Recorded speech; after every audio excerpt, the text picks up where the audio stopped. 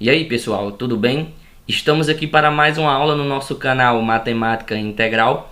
Eu sou o professor Alderi Júnior e nessa aula iremos continuar o estudo de funções. Traremos a função afim, a sua segunda parte. Desde já, deixe o seu joinha, se inscreve aqui no nosso canal Matemática Integral e abaixo deixe os seus comentários. Roda a vinheta, vamos ao vídeo.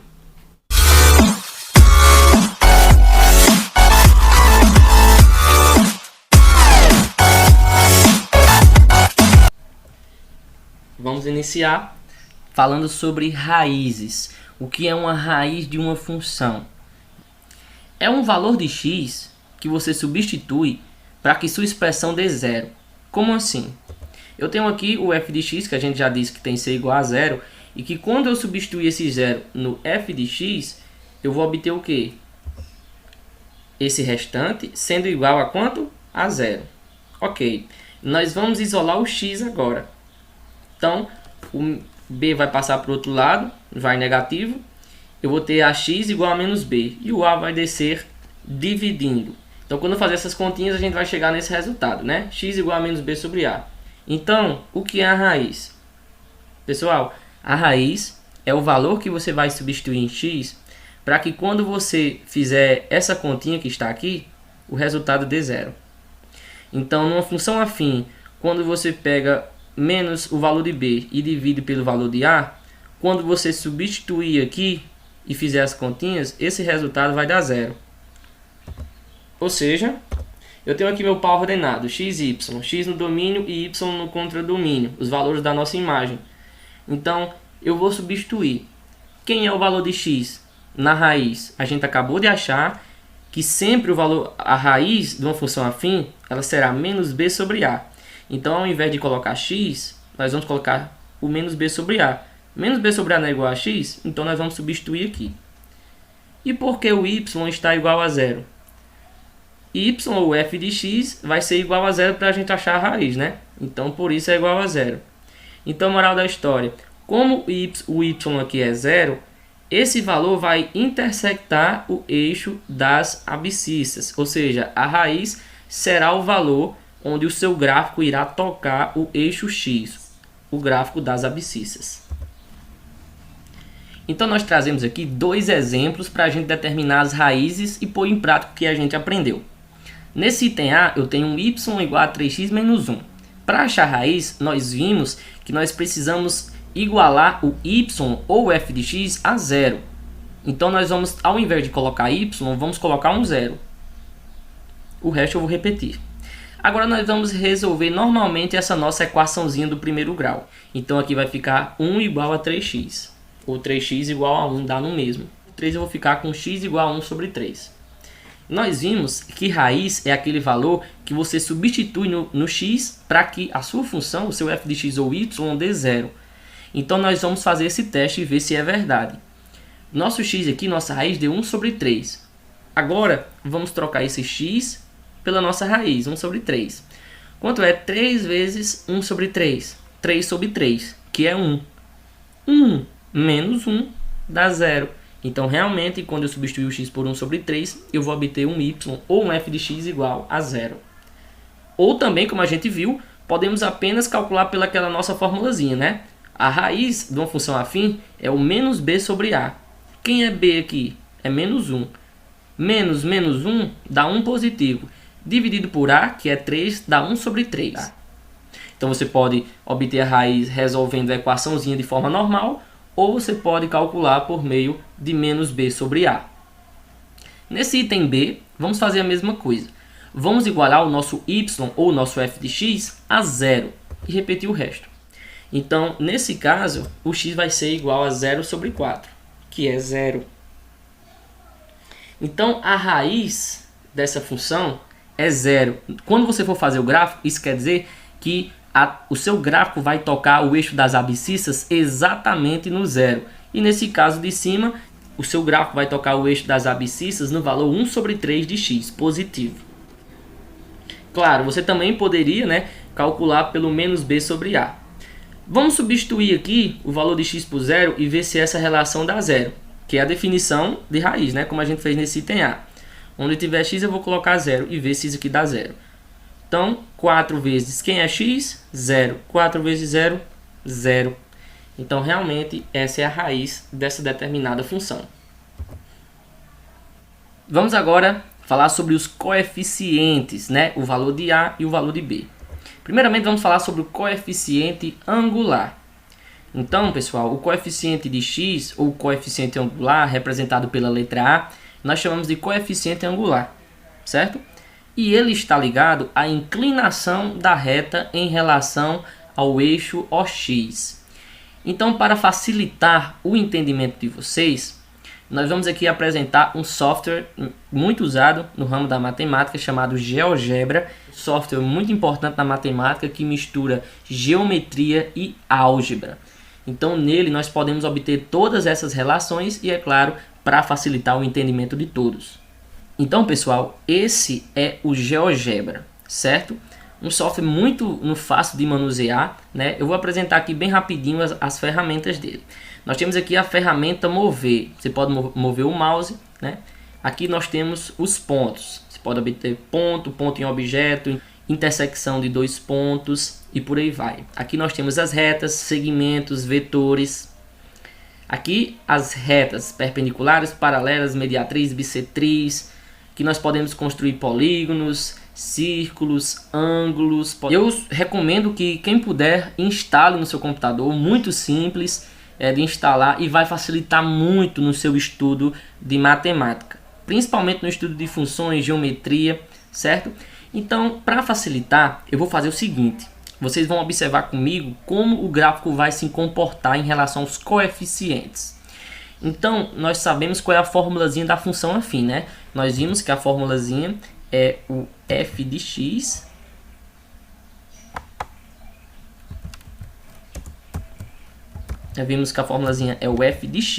igual a x mais b. Essa é a formulazinha da função afim, né?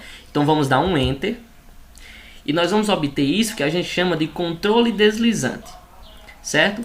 Então vamos mover aqui só para vocês verem que realmente nós temos uma reta. A função afim é dada por uma reta, certo? Então nós temos aqui o coeficiente A, que é o valor que acompanha x, o nosso coeficiente angular, e temos o coeficiente B que nós vamos ver já já.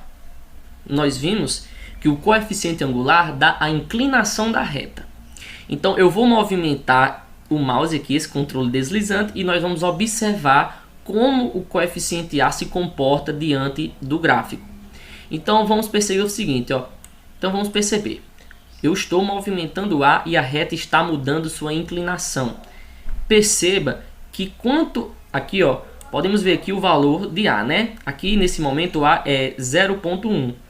Vamos aumentar. Vamos aumentar e perceba que quanto mais eu aumento, mais íngreme a reta fica, ou seja, mais em pé, falando no popular, ela fica mais em pé quanto mais o valor de A aumenta.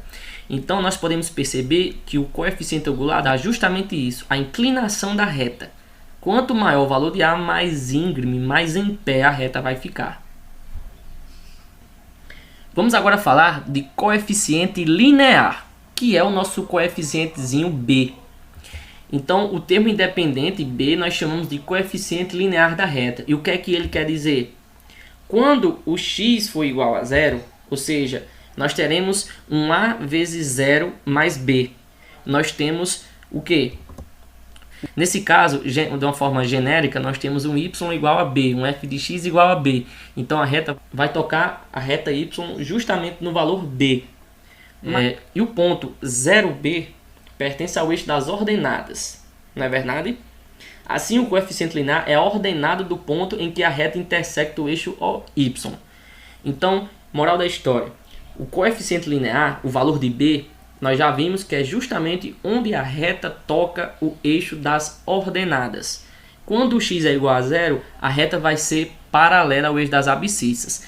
E quando o x não for igual a zero, nós vamos ver agora no GeoGebra. Pronto, pessoal, aqui de volta com o GeoGebra.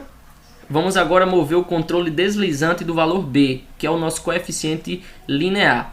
b, nesse momento, vale 1. Perceba, vamos olhar onde B está intersectando o eixo Y.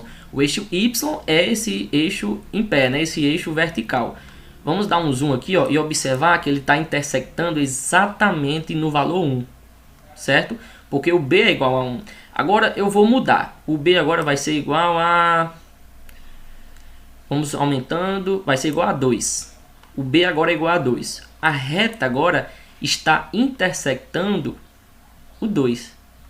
Ou seja, se eu for movimentando, a reta vai mudando para qual for o valor dele. Nesse momento, eu tenho uma reta, o B valendo 4. Vamos aqui, o B valendo 4. Perceba agora que ele está intersectando o Y no valor 4. Ó. Aqui eu tenho a reta intersectando, ou seja, tocando o eixo vertical, o eixo Y, exatamente no 4. Então esse é o papel do coeficiente linear, o coeficiente B. É nos dar aonde a reta no gráfico toca o eixo das ordenadas, o eixo Y. Então, resumindo, o coeficiente A nos dá a inclinação da reta, né? Quanto maior o A, mais íngreme a reta fica. E o coeficiente B nos dá o gráfico, a reta, toca o eixo Y. Vamos falar agora sobre função crescente. O que é uma função crescente? Pessoal, quando o nosso coeficiente angular, ou seja, o A, ele for positivo, o A for maior do que zero, nós teremos uma reta crescente, uma função crescente. O que é que isso quer dizer? Que essa reta aqui, ó, está sempre aumentando os seus valores, certo? Perceba que ela está aumentando os valores para Y e aumentando os valores para X. Aqui, ó, o X vai aumentando, ó. E aqui o Y vai aumentando também, certo? Então isso acontece quando o A é positivo. E quando o nosso A for negativo, o nosso coeficiente angular ele for menor do que zero, nós teremos uma função decrescente. Ou seja, quando o A for menor do que zero, quando for negativo, nós teremos uma reta desse tipo. Perceba que nós temos aqui a reta descendo, ó. Nós chamamos de função decrescente. Vamos agora estudar o sinal de uma função polinomial do primeiro grau. Então, estudar o sinal de f dessa função, definido por f de x igual a y, é determinar para quais valores de x o y vai ser positivo ou negativo. A gente sabe que a raiz de uma função polinomial do primeiro grau ela é dada a partir de menos b sobre a. Então, tendo esse conhecimento, nós temos dois casos específicos. Então, nós temos dois casos. Quando o a é positivo e quando o a é negativo. Ou seja, quando a função é crescente ou quando a função é decrescente. Para quando a função for crescente, nós iremos ter esse gráfico. Onde nós podemos perceber que aqui eu tenho menos b sobre a. Menos b sobre a é a nossa raiz, né? É onde o gráfico toca o eixo das abscissas. E qual é o gráfico? O gráfico é essa reta aqui. Então, tendo essa reta, nós podemos estudar o sinal de y dependendo do x. Podemos ver que quando o x ele é maior do que a raiz, esse espaço em vermelho, o valor de y no gráfico ele é positivo. Ele está acima do eixo das abscissas, então o y é positivo. Quando nós temos o x menor do que a nossa raiz, ó, essa parte aqui, o meu y ele é negativo, menor do que zero. Ele fica abaixo do eixo das abscissas, nós podemos perceber. Então, quando o y é maior do que zero, quando o a é maior do que zero? Isso acontece, o y vai ser maior do que zero quando o x ele for maior do que a raiz, ou seja, o x for maior do que menos b sobre a. E quando o y vai ser menor do que zero? Isso vai acontecer quando o x ele for menor do que a raiz. Agora, quando nossa função for uma função decrescente, nós teremos uma reta dessa forma, não é? E aqui nós temos a nossa raiz, ela toca o eixo das abscissas justamente aqui. É outro exemplo. Então vamos imaginar agora quando o x ele for menor do que, vamos olhar apenas para o eixo das abscissas, Nesse caso, em vermelho, o x ele é menor do que a nossa raiz que está aqui. Quando isso acontece, o nosso y é maior do que zero. Ele está acima do eixo das abscissas. E quando o x ele é maior do que a nossa raiz, essa parte aqui, podemos ver que o y é menor do que zero, ou seja, é negativo. Então, quando o y será positivo, quando a função for uma função decrescente. Isso acontecerá quando o nosso x for menor do que a raiz.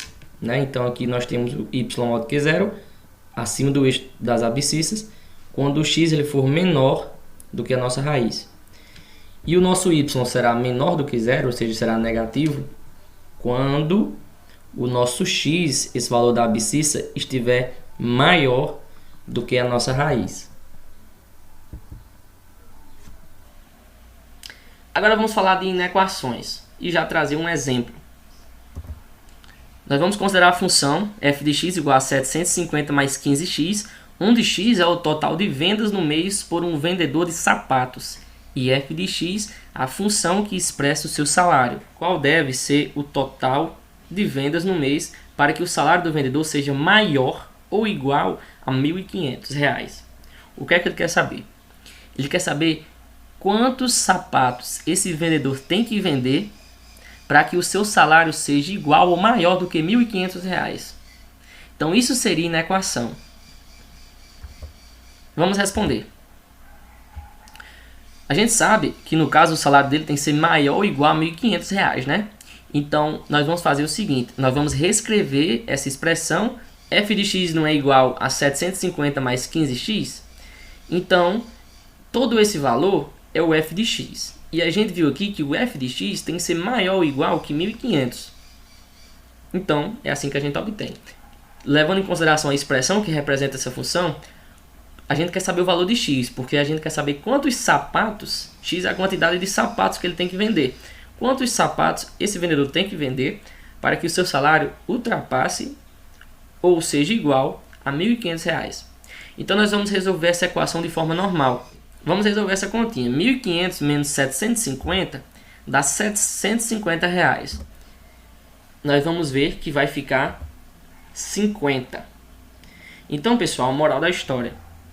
Quando esse vendedor vender 50 sapatos ou mais, o seu valor vai ser igual a R$ 1.500 ou vai ser maior do que isso. Então, quando esse vendedor vender 50, ou seja, x igual a 50 ou mais, ou maior, né, do que 50 sapatos, o salário dele vai ser maior ou igual a R$ 1.500. Essa seria a resposta. Vamos trazer aqui um exercício. Para animar a festa de 15 anos de sua filha, Marcelo consultou duas bandas que ofereceram as seguintes condições. A banda A, ela custa R$ 800 fixos, ou seja, ao contratar já paga R$ 800. E será acrescido R$ 250 por hora, ou fração de hora de trabalho. Então, quanto mais ela tocar, mais caro vai ficar. Vai aumentar a cada hora R$ 250. A banda B, ela cobra R$ 650 para fechar o contrato, ou seja, de cara já paga 650 e com mais R$ 280 por hora, ou fração de hora de trabalho. Então, ele tem esses dois planos, duas bandas para escolher qual é a melhor para a festa de sua filha. Então aqui nós temos a letra A e a letra B.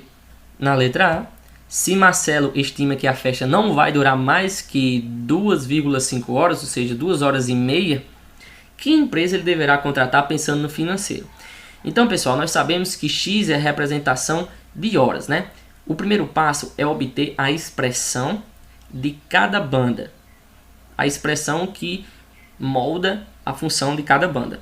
Então, essas são as duas expressões da banda. A banda A, R$ 800, ou seja, ao contratar já paga 800, mais R$ 250 a cada hora que ela tocar. E a B cobra R$ 600 e 650 fixos, mais R$ 280 a cada hora. Então aqui está as expressões dessas duas bandas. E a partir disso, na letra A, ele quer saber qual a banda melhor para ele contratar, sabendo que a festa da sua filha não vai durar mais do que 2 horas 2,5. Então o que é que a gente vai fazer isso aqui? Nós vamos substituir o valor de x por 2,5 para ver o que? Quanto vai custar a banda A com 2 horas e meia de show e quanto vai custar a banda B com 2 horas e meia de show. Nós vamos substituir o x nos dois casos por 2,5. Quando a gente substituir a banda A por 2,5, nós vamos obter 800, né? Mais 2,5 vezes 250. Só substituir o x por 2,5. Quando a gente fizer essas continhas, nós vamos obter R$ 1.425. Isso quer dizer o quê? Que em 2 horas e meia de show, a banda A vai cobrar 1.425, todo o contrato. E vamos agora fazer da banda B. A mesma coisa, vamos substituir. Onde tem x, eu vou colocar 2,5. Foi o que eu fiz aqui, certo? Fazendo essas continhas, essa banda B vai cobrar 1.350. Aí a pergunta, qual o plano mais vantajoso? É óbvio que é o plano B, a banda B. Porque com 2 horas e meia de show, ela vai cobrar 1.350. E a banda A vai cobrar 1.425, que é mais caro. Então é mais barato contratar a banda B. Na letra B, ele quer saber acima de quantas horas de duração da festa é mais econômico optar pela banda A. Então o que é que a gente vai fazer? Nós vamos comparar as duas expressões. Então, para ele contratar a banda A, o plano da banda A tem que ser menor do que o da banda B, ou seja, tem que ser mais barato. Então eu vou pegar essa expressão de A, tem que ser menor do que a expressão de B. O valor não tem que ser menor? Então é só fazer isso. O valor da banda A tem que ser menor do que o valor da banda B. E resolvemos isso como uma equaçãozinha normal. Eu vou organizar, né? Vou colocar as variáveis todas para o lado direito, né? Fazendo as continhas, resolvendo essa equação de forma normal. 800 menos 650 é 150, 280 menos 250 que dá 30. Então eu vou obter 150 é menor do que 30x. Dividindo os dois lados por 30, eu vou obter 5, né? 150 dividido por 30 é 5 e 30 dividido por 30 é 1. Então o 5 é menor do que x. Organizando isso, perceba que a abertura desse sinal está para o x.